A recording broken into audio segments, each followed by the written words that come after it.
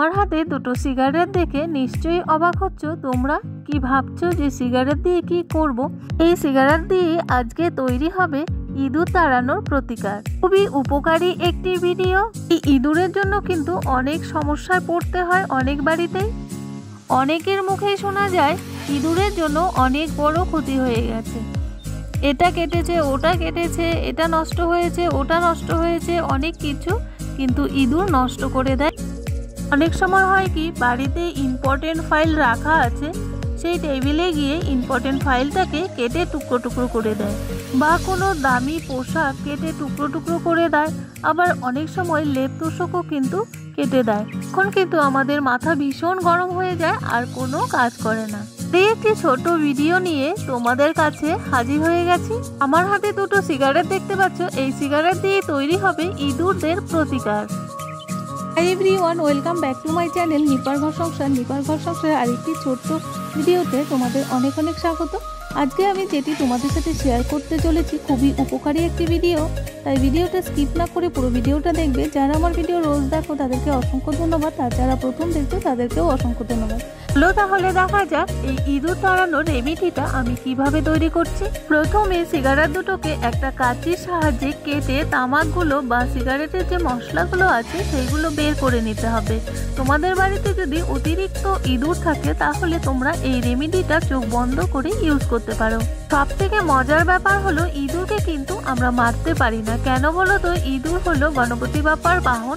মূষকরাজকে আমাদের কিন্তু কখনোই মেরে ফেলা উচিত নয়। সিগারেট থেকে তামাকগুলো বের করে নেওয়া হয়ে গেছে, কিন্তু আমাদের যখন অনেক ক্ষতি করে দেয়, কোনো ইম্পর্টেন্ট ফাইল, কোনো দামি জামা কাপড় বা ঘরের কোনো দামি কিছু কেটে দেয়, ইলেকট্রিকের লাইনও অনেক সময় কেটে দেয়, তখন কিন্তু আমাদের মাথায় একদম আকাশ ভেঙে পড়ে যে এত বড় ক্ষতি হয়ে গেল এই ইঁদুরের জন্য। তখন কি করব না ভেবেই পারি না। তখন কিন্তু আমরা বাজার থেকে কেমিক্যাল জাতীয় মেডিসিন কিনে নিয়ে এসে ইঁদুরকে খাওয়ানোর জন্য চেষ্টা করি বা কোনো ফাঁদ পেতে ধরার চেষ্টা করি।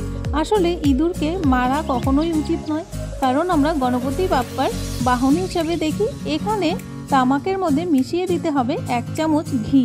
ঘি মিশিয়ে দেওয়ার পর এখানে তোমরা ব্রেডও ইউজ করতে পারো কিংবা ছোলার ছাতুও ইউজ করতে পারো। ছোলার ছাতু যদি ঘরে না থাকে তাহলে ব্রেড ইউজ করবে।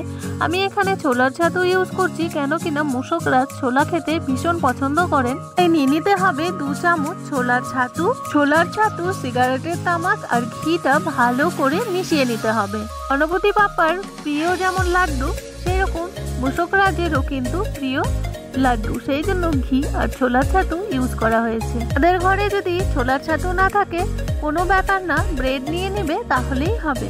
এমন একটি রেমেডি ইঁদুরের জন্য তৈরি করছি, লাঠিও ভাঙবে না আর আমাদের মূষকরাজও ঘর থেকে পালিয়ে যাবে। ইঁদুর মারার জন্য আমরা যখন বাইরে থেকে কোনো বিষাক্ত মেডিসিনগুলো নিয়ে আসি, সেইগুলোকে কিন্তু আমরা অ্যাপ্লাই করি, আর সেই বিষাক্ত মেডিসিনগুলোর কিন্তু খুব দুর্গন্ধ হয়। আর ইঁদুর যখন খাবে সেই বিষাক্তগুলো কোনো কোনায় গিয়ে পড়ে মরে থাকবে, তখন কিন্তু একটা বিশ্রী দুর্গন্ধ ছড়াবে, বাড়ির পরিবেশটাকে একদম নষ্ট করে দিবে। বাড়িতে ছোট বাচ্চা থাকলে তার হাতেও যদি সেই বিষাক্ত মেডিসিনগুলো পড়ে তাহলে কিন্তু একটা রিস্কের ব্যাপার হয়ে যায়। সব উপকরণগুলো ভালো করে মিশিয়ে নেওয়ার পর এখানে 1/2 চামচ জল দিয়ে দিচ্ছি। জল দিয়ে আর একটু ভালো করে মিশিয়ে একটা লাড্ডু বানিয়ে নেব। তোমাদের ঘরে যদি বেশি পরিমাণে ইঁদুর থাকে তাহলে কিন্তু তোমরা সব কিছুর উপকরণগুলো একটু বাড়িয়ে নিতে পারো।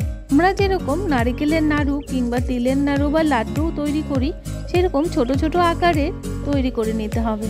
ছোলা কিন্তু আমাদের মূষকরাজের ভীষণই পছন্দের খাবার।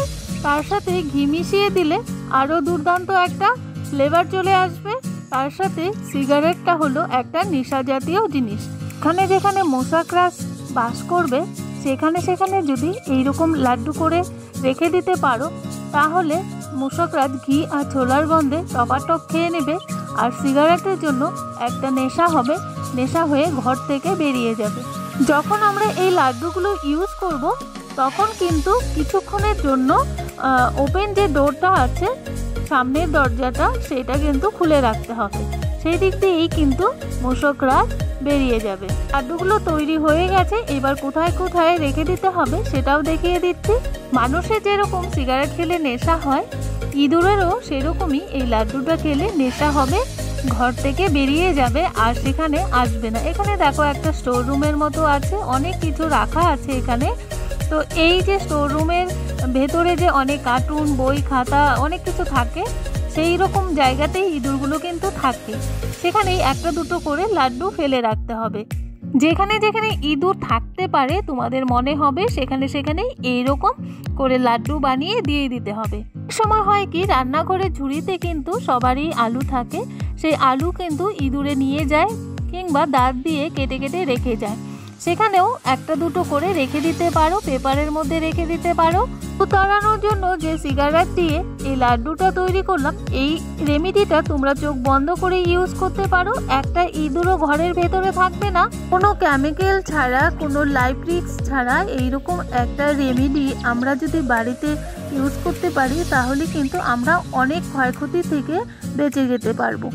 তোমরা বিশ্বাস করে চোখ বন্ধ করে ইউজ করতে পারো, একদম ঘরে একটা ইঁদুরও কিন্তু থাকবে না। আমরা কিন্তু অনেক ক্ষতির হাত থেকে বেঁচে যাব আর মূষক রাজ্য কিন্তু ঘর ছেড়ে পালাবে। তাহলে দুটো কাজ একবারে হয়ে গেল। তাহলে তোমাদের বাড়িতে যদি ইঁদুর থাকে তাহলে এই রেমেডিটা অ্যাপ্লাই করতে পারো, অবশ্যই কাজে দেবে। আজকের ভিডিওটা তোমাদের কাছে কেমন লাগলো তোমরা অবশ্যই কিন্তু একটা লাইক করে কমেন্টস করবে। আর যারা নতুন বন্ধু দেখছো তারা অবশ্যই সাবস্ক্রাইব করে বেল নোটিফিকেশনটি অন করে রাখবে, তাহলে আমার নিত্য নতুন ব্লগ ভিডিও, রেসিপি বা কোনো কিচেন টিপস সবার আগে তোমাদের কাছে পৌঁছে যাবে। আর ভিডিওটা যদি ভালো লেগে থাকে তাহলে ফ্যামিলি আর বন্ধুদের সাথে শেয়ার করতে পারো, খুব উপকৃত হবে। আজকে এখানেই রাখছি, আবারও দেখা হবে তোমাদের সাথে নেক্সট কোনো ভিডিও, ব্লগ বা রেসিপির সাথে। ততক্ষণের জন্য টাটা, ভালো থাকবে, সুস্থ থাকবে। যারা আমার ভিডিও ফার্স্ট থেকে লাস্ট পর্যন্ত দেখলে তাদেরকে অসংখ্য ধন্যবাদ।